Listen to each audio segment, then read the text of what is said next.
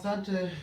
Kwa majina naitwa Okelo Constantini, ni mwenyekiti wa bodaboda mkoa wa Arusha. Ndugu waandishi wa habari, tumewaita leo ni taratibu zetu za kuendelea kutoa elimu kwa tasnia yetu ya bodaboda, namna ya kufanya biashara yao kwa weledi na kwa utulivu mkubwa. Kama ninavyoelewa kwamba biashara ya bodaboda ni biashara ambayo inafanyika kwa mujibu wa sheria na taratibu.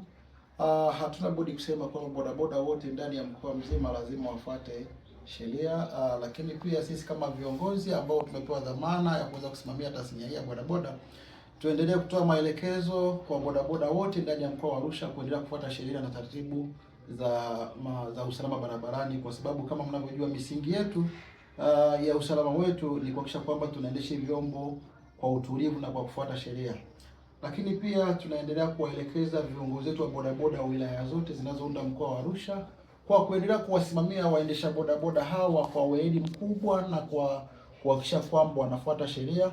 Tumekuwa na zile operesheni zetu za kuendelea kuwaelimisha bodaboda, lakini pia na kuendelea kuwakamata wale ambao hawako tayari kuweza kufuata sheria, na sisi kama viongozi tuendelee kuwakumbusha kwamba wafuate sheria.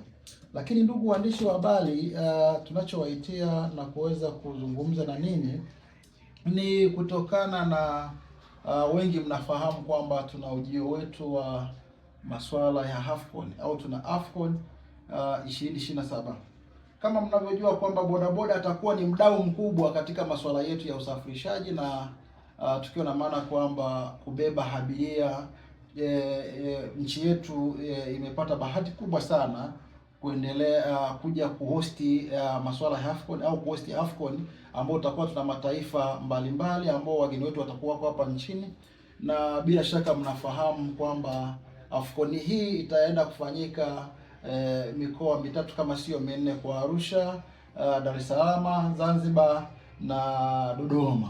Sasa ni vizuri pia tukaendelea kuwaasa na bodaboda wote kwa kujiandaa kupokea ugeni huo, lakini pia kama mnavyofahamu kwamba kwa sababu swala hili ni swala la kitaifa, tuasisitize bodaboda kufuata sheria na kuhakikisha kwamba watakuja kubeba wageni, kuwatoa sehemu moja kuwapeleka sehemu nyingine. Kwa hiyo mgeni siku zote anatakiwa akitoka sehemu moja kwenda sehemu nyingine anatakiwa hafike salama. Kwa hiyo tuendelee kuwasisitiza waendesha bodaboda wote, tunapoelekea kwenye masuala ya AFCON lazima bodaboda wote kuwa wamejisajili kwenye mfumo wetu wa database. Na lengo la usajili ni nini? Lengo la usajili ni kuendelea kuwatambua. Nadhani tumeendelea kusema na kutoa elimu kuhakikisha kwamba bodaboda wote wanajisajili kwenye mfumo, lakini baada ya kujisajili kwenye mfumo tayari tuna reflector ambazo tumeshaziagiza kutoka China, zitafika hapa kwa waendesha bodaboda wote ambao watakuwa tayari wameshajiunga kwenye mfumo.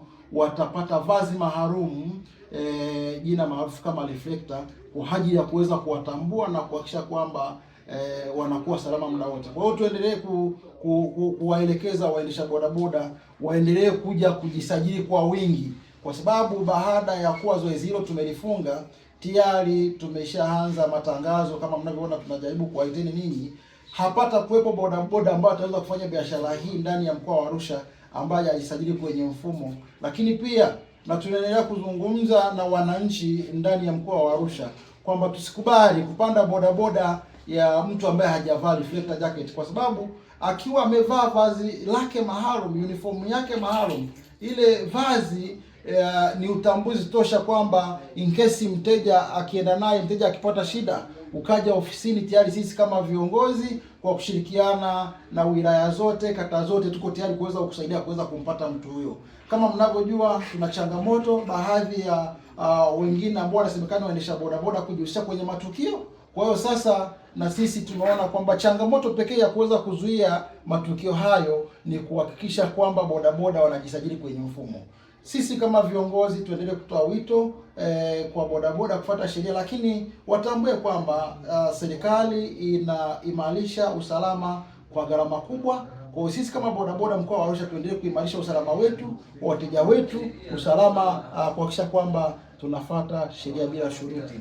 Na nadhani sisi kama viongozi tuseme kwamba tunashirikiana na serikali yetu vizuri chini ya Mheshimiwa Rais wa Jamhuri ya Muungano wa Tanzania, lakini pia na Mheshimiwa CPA Makala ambaye ndio mkuu wetu wa mkoa wa Arusha, lakini pia na viongozi wote wakuu wa wilaya, watendaji wa kata, mpaka na wenye vitu wa serikali za mitaa mpaka huku chini huko, kwa sababu ni watu ambao tunafanya nao kazi kwa kushirikiana. Kwa hiyo sisi kama viongozi tuendelee kuwaelekeza na kuhamasisha bodaboda tufuate sheria bila shuruti, na nadhani tunashukuru sana. Asante sana.